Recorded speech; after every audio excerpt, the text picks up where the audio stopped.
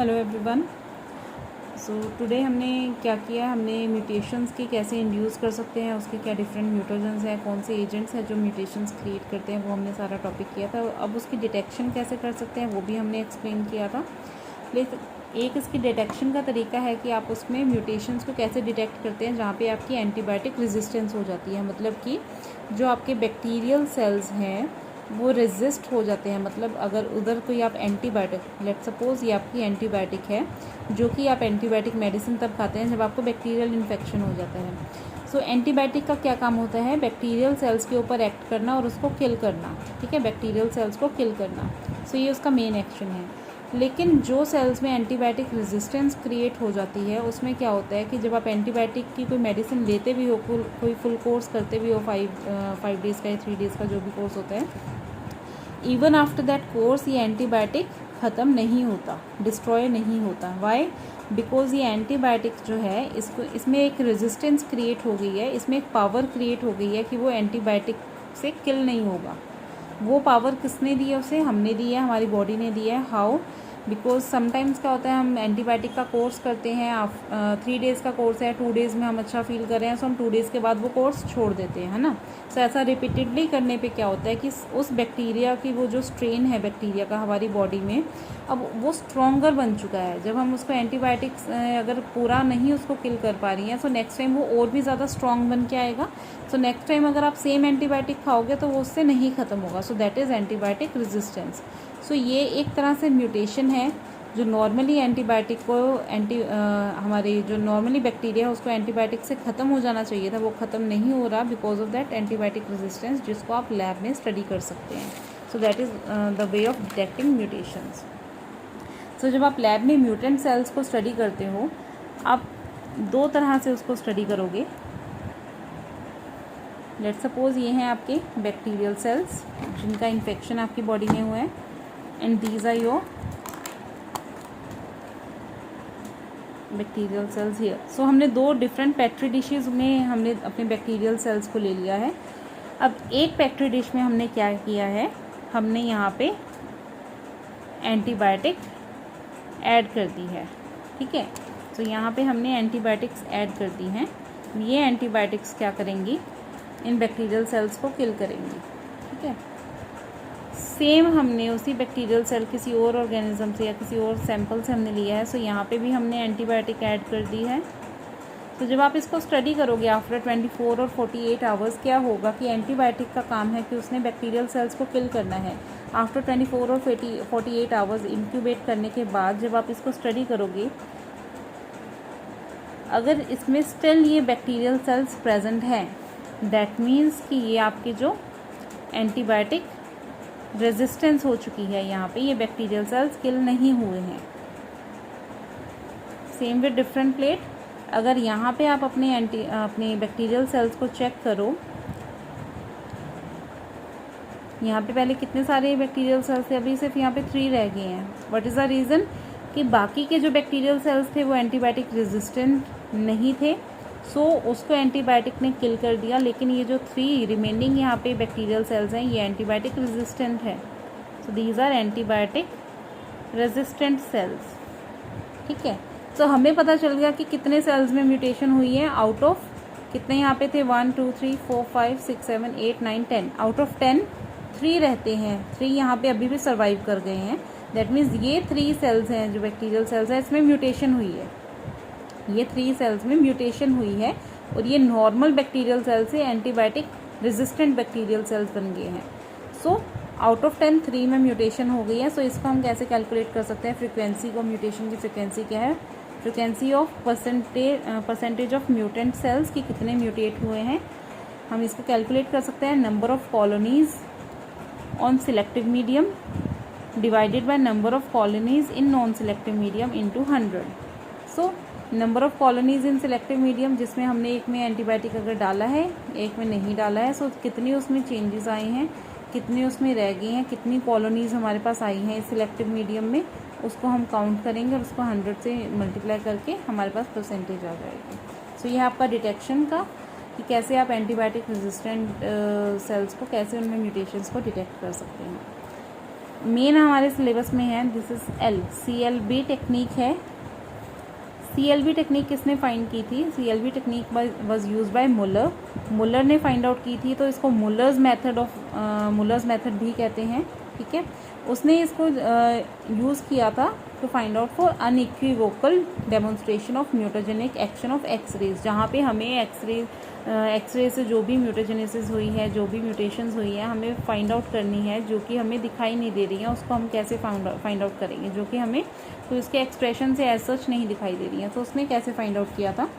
Drosophila में mainly उसने CLB technique में मुलर ने एक्सपेरिमेंट किया था ड्रोसोफिला में, जिसमें उसने फीमेल ड्रोसोफिला लिया था, जो उसने एक पर्टिकुलर जिसको एनालाइज किया था फीमेल ड्रोसोफिला में, उसमें एक नॉर्मल क्रोमोसोम थी। हमें पता है कि फीमेल्स में कितने क्रोमोसोम सेक्स क्रोमोसोम्स होते हैं, 2X क्रोमोसोम्स होते हैं, है ना। मेल्स में होते हैं X एंड Y। सो मुलर ने क्या किया, फीमेल ड्रोसोफिला का सैंपल लिया, जिसमें एक नॉर्मल X क्रोमोसोम था, और लेकिन जो दूसरा X क्रोमोसोम था वो म्यूटेटेड था, उसमें 3 एक्स्ट्रा जीन्स प्रेजेंट थी, ठीक है। सो मुलर ने जो ड्रोसोफिला के फीमेल का सैंपल लिया था, उसमें फीमेल्स में 2 X क्रोमोसोम्स होते हैं। सो उसका एक X क्रोमोसोम नॉर्मल था, दूसरा X क्रोमोसोम में 3 एक्स्ट्रा जीन्स प्रेजेंट थी। एक्स्ट्रा जीन्स मतलब नॉर्मल से 3 ज़्यादा जीन्स वहाँ पे प्रेजेंट थी। ये 3 जीन्स का क्या काम था? इनमें से जो फर्स्ट जीन थी वो सुप्रेसेस क्रॉसओवर थी, मतलब जो क्रॉसओवर को सुप्रेस कर रही है। सुप्रेस मतलब उसको रोक रही हैं, ठीक है। सो उसको डिनोट करते हैं C से। अभी आपको पता चल जाएगा इसको CLB टेक्निक क्यों कहते हैं। सो फर्स्ट जीन जो थी वो सुप्रेस कर रही थी क्रॉसओवर को, जो जेनेटिक कंटेंट का एक्सचेंज होता है उसको सुप्रेस कर रही थी, रोक रही थी। सेकंड जो जीन थी वो थी recessive lethal gene. Recessive lethal को हमने डिनोट किया है L से, L फॉर लीथल, जो कि लीथल मतलब जो भी खतरनाक होता है ना, कोई भी हैजार्डस चीज़, लीथल चीज़। तो जो सेकंड जीन थी, जो सेकंड एक्स्ट्रा जीन थी X क्रोमोसोम में, वो थी रिसेसिव लीथल जीन। रिसेसिव इसलिए क्योंकि उसकी 2 कॉपीज़ प्रेजेंट होंगी रिसेसिव में, ठीक है, तभी वो अपना एक्सप्रेशन शो करेगी। एंड एक और इसमें जो बहुत ही इंपॉर्टेंट कंडीशन थी सेकंड जीन की, वो ये थी कि जो रिसेसिव लीथल जीन थी वो हेट्रोजाइगस कंडीशन में थी। हेट्रोजाइगस मतलब 2 डिफरेंट जो क्रोमोसोम्स हैं वो उसमें जो मतलब आपका एक डोमिनेंट होता है, एक रिसेसिव होता है, तो उसमें डोमिनेंट एंड रिसेसिव का कॉम्बिनेशन होना चाहिए। रिसेसिव का नहीं था, डोमिनेंट एंड रिसेसिव का, दैट इज़ हेट्रोजाइगस कंडीशन थी, ठीक है। सो सेकंड जीन में हेट्रोजाइगस रिसेसिव लीथल की कंडीशन थी। जो थर्ड जीन आपकी यहाँ पे प्रेजेंट थी, जो ड्रोसोफिला में थर्ड एक्स्ट्रा जीन थी, वो क्या थी? Semi dominant marker gene. Semi dominant क्यों? डोमिनेंट मीन्स जिसकी एक कॉपी भी इनफ होती है। सो ये इसकी एक कॉपी यूजुअली इनफ होती है, लेकिन वो सेमी डोमिनेंट थी। समटाइम्स वो डिपेंड करता था कि उसके सराउंडिंग की कंडीशंस क्या है, तो इसलिए इसको सेमी डोमिनेंट कंडीशन थी। और ये एक तरह से एक मार्कर जीन भी थी। मार्कर जीन्स मीन्स अगर ये जीन प्रेजेंट है, दैट मीन्स उसके ड्रोसोफिला की बार आई होगी, उसके लिए इसको कहते हैं बार बी जीन, ठीक है। सो 3 जीन्स प्रेजेंट थी उसके सेकंड अबनॉर्मल X क्रोमोसोम पे। फर्स्ट जो क्रॉसओवर को सुप्रेस कर रही थी, सेकंड जो रिसेसिव लीथल हेट्रोजाइगस कंडीशन में थी, एंड थर्ड थी semi dominant marker B gene, bar gene, ठीक है। सो बार जीन से नेम आता है बी जीन का। सो ये क्या बन गया? C for crossover, L for lethal and B for bar. So ये बन गया आपका CLB टेक्निक। इससे इस टेक्निक का नेम आया है CLB टेक्निक। तो ये 3 जीन्स प्रेजेंट थी उसमें आपके, जो ड्रोसोफिला की एबनॉर्मल जीन प्रेजेंट थी फीमेल्स में। अभी हमें एक चीज़ हमने पहले की हुई है, डोमिनेंट एंड रिसेसिव हमने किया है, प्लस हमने किया है कि फीमेल्स में 2 X हैं और मेल में X एंड Y है। सो फीमेल्स में अगर 2 X में से एक X में म्यूटेशन हो गई और उसमें वो CLB जीन प्रेजेंट है, ठीक है, अगर 2 X में से एक X में CLB जीन प्रेजेंट है और दूसरा X नॉर्मल है, तो फीमेल्स क्या होंगी? कैरियर्स होंगी। Females will be carriers of that mutation. उसमें म्यूटेशन है लेकिन वो कैरियर है उस म्यूटेशन की। लेकिन मेल्स में एक ही X क्रोमोसोम है, अगर उस X क्रोमोसोम में भी CLB जीन प्रेजेंट हो जाती है तो क्या होगा? मेल्स जो होते हैं ड्रोसोफिला में वो डाई हो जाते हैं, मर जाते हैं। 50% मेल क्या है? वो मर जाते हैं। क्यों? सो अगर मेल्स में अगर एक X एंड एक Y क्रोमोसोम प्रेजेंट है, अगर उसमें से भी जो X क्रोमोसोम पे अगर ये CLB जीन आ जाती है, तो CLB में ये L किसके लिए स्टैंड करता है? लीथल के लिए। सो अगर मेल में ये लीथल जीन आ जाती है, लीथल मतलब ये उस ड्रोसोफिला को डेथ भी उसको कोज कर सकती है, ठीक है। So 50% of Drosophilas may die because of that CLB gene present in on the X chromosome. Because इसको सब्स्टिट्यूट करने के लिए यहाँ पे, क्योंकि जो मेल्स होते हैं ना, जो एक्स लिंक्ड डिजीजेज कुछ होती हैं, एक्स लिंक्ड म्यूटेशंस होती हैं मेल्स, उसके लिए हेमीजाइगस होते हैं। वेरी वेरी इंपॉर्टेंट क्वेश्चन, आपको बहुत चांसेस हैं कि ये हेमीजाइगस की या तो डेफिनेशन आ सकती है, या फिर आपको इनडायरेक्टली क्वेश्चन कर सकते हैं कि अगर कोई एक्स लिंक्ड ट्रेट है तो वो फीमेल्स को क्यों नहीं इफेक्ट करती, फीमेल्स उसकी क्यों नहीं इफेक्टेड होती हैं, मेल्स क्यों इफेक्टेड होते हैं। बिकॉज जो एक्स लिंक्ड ट्रेट्स हैं अगर ये मेल्स में प्रेजेंट है तो वो मेल्स में क्या है, हेमीजाइगस, बिकॉज एक्स की सिंगल कॉपी है। यूजुअली हमारे पास अगर कोई जीन प्रेजेंट होती है तो उसकी 2 कॉपीज़ होती हैं, राइट, अलील्स होती है ना 2। तो अब यहाँ पे तो 2 होमोलोगस क्रोमोसोम्स है, तो ये इसके जो क्रोमोसोम्स है वो डिफरेंट है, एक एक्स है एक वाई है। सो अगर इस पर कोई एक्स लिंक्ड कोई अगर जीन यहाँ पे प्रेजेंट है तो वो हेमीजाइगस कंडीशन में होगी, बिकॉज उसकी सेकंड कॉपी नहीं है हमारे पास, उसकी एक ही कॉपी है। वाई क्रोमोसोम की डिफरेंट सेट ऑफ जीन्स है, एक्स क्रोमोसोम की डिफरेंट सेट ऑफ जीन्स हैं।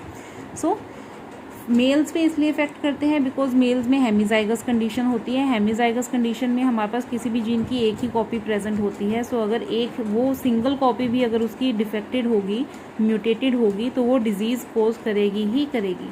और यहाँ पे फीमेल्स में हमारे पास होमोजाइगस कंडीशन है। सो अगर यहाँ पे हमारे पास म्यूटेटेड जीन प्रेजेंट है तो नॉर्मल भी प्रेजेंट है। सो नॉर्मल यहाँ पे डोमिनेंट में है, म्यूटेटेड रिसेसिव में है। सो डोमिनेंट वाली उसको डिजीज़ क्रिएट नहीं करेगी, लेकिन वो कैरियर होगी कि अगर उसने ये एक्स क्रोमोसोम नेक्स्ट जनरेशन को पास ऑन कर दिया तो नेक्स्ट जनरेशन में अगर दोनों क्रोमोसोम्स पे वो जीन आ गई तो कैरियर क्या कर सकता है, अफेक्ट कर सकता है डिजीज़ से। So females with these CLB genes can easily survive, ठीक है, वो सर्वाइव कर जाएगी। तो इसमें एक्सपेरिमेंट में मुलर ने क्या किया था, उसने जो नॉर्मल मेल्स थे जिनमें CLB जीन प्रेजेंट नहीं थी, उसने नॉर्मल मेल्स को एक्सपोज किया था म्यूटेजेनिक सोर्स से। म्यूटेजेनिक सोर्स किसी भी तरह के रेडिएशन या केमिकल से उसने एक्सपोज किया था, एंड देन उस नॉर्मल मेल को उसने मेट किया था CLB क्रोमोसोम की फीमेल ड्रोसोफिला से, ठीक है। उन दोनों की मेटिंग करवाई थी। फीमेल ड्रोसोफिला जो कि CLB जीन कैरी कर रही थी, उसकी कैरियर थी, उसको नॉर्मल मेल के साथ जब मेट करवाया, सो जो मेल्स अब यहाँ पे थे, मेल्स में जो उसकी नेक्स्ट जनरेशन में मेल्स आए हैं, या तो अगर उनकी मेटिंग होगी या तो फीमेल ड्रोसोफिला होगी नेक्स्ट जनरेशन में, या मेल होगी।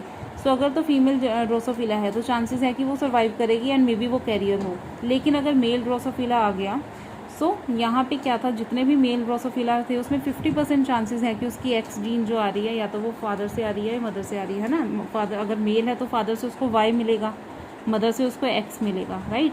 सो जो मेल्स थे उसमें 50% males will die with this CLB chromosome, CLB gene, ठीक है। जो मेल्स थे वो 50% मेल्स डाई होंगे CLB से, बिकॉज मेल्स में ये लीथल जीन अपना इफेक्ट छोड़ दिया due to the hemizygous condition, ठीक है। सो यहाँ पे अब चांसेस हैं कि जो मेल्स हैं उनमें जो एक्स जीन आई है, फीमेल की जो एक्स जीन आई है, अगर वो कैरियर थी वहाँ पे तो मेल्स में आके वो अफेक्ट कर सकती है और उसको मेल्स में डेथ का रीज़न भी हो सकता है। मेल्स को मेल्स में से फादर से तो वाई जीन ही मिलेगी, है ना, वाई क्रोमोसोम ही मिलेगा, लेकिन मदर से एक्स क्रोमोसोम मिलेगा। सो अगर वो मदर का जो कैरियर थी पिछली जनरेशन में, अगर वो अपना CLB जीन वाला क्रोमोसोम पास कर देती है मेल को, तो यहाँ पे क्या हो जाएगा, मेल अफेक्टेड होगा एंड डाई भी कर सकता है, मर भी सकता है। सो ये है यहाँ पे रोल आपकी CLB में, CLB टेक्निक में लीथल जीन का। सो इजीली ये चीज़ें उसने मेटिंग करके जितनी भी उसने जनरेशन्स को स्टडी किया जहाँ पे उसने देखा कि मेल्स में डेथ हो रही है, दैट मीन्स वहाँ पे CLB जीन प्रेजेंट थी, म्यूटेशन हुई थी। सो म्यूटेशंस का उसने काउंट कर लिया कि कितने मेल्स में हमने कितने मेल ऑफ स्प्रिंग्स आए हैं, out of those male offsprings कितने उसमें से डेथ हुई है। अगर डेथ हुई है दैट मीन्स वो म्यूटेटेड थे, जिनमें डेथ नहीं हुई है दैट मीन्स उनमें म्यूटेशन नहीं हुई है, ठीक है। सो CLB टेक्निक को यूज़ करते हैं म्यूटेशन की डिटेक्शन के लिए, बिकॉज एक सिंपल मेथड है, रैपिड है। ड्रोसोफिला की जो जनरेशन है वो इजीली जल्दी से मिल जाती हैं, सो उनको स्टडी करना इजी है, ठीक है। लीथल जीन्स की यहाँ पे मैंने आपको डेफिनेशन दिया। लीथल जीन्स कौन सी होती हैं, that causes death of the organism that carries them. So lethal genes वो जीन्स हैं जो कि किसी भी ऑर्गेनिज्म की डेथ कर सकती हैं अगर वो उस जीन को कैरी कर रहा है, ठीक है। तो यहाँ पे फाइनली हमारा कंक्लूजन क्या है, males with CLB dies of hemizygosity for the lethal allele. जो मेल्स होंगे अगर उसमें CLB जीन आ जाती है तो वो डाई होंगे ही होंगे बिकॉज ऑफ द हेमीजाइगोसिटी। और फीमेल्स में अगर CLB एक क्रोमोसोम पे प्रेजेंट है, अगर इसमें क्रोमोसोम पे CLB प्रेजेंट है तो वो सिर्फ कैरियर होंगी, ठीक है, वो कैरियर होंगी डिजीज्ड नहीं होगी। कैरियर मतलब उसमें जीन उसने कैरी की है लेकिन डिजीज नहीं है। डिजीज कब होंगी? जब दोनों क्रोमोसोम्स पे CLB जीन प्रेजेंट होगी। ठीक है। So this was CLB technique for mutation detection in Drosophila. Thank you so much.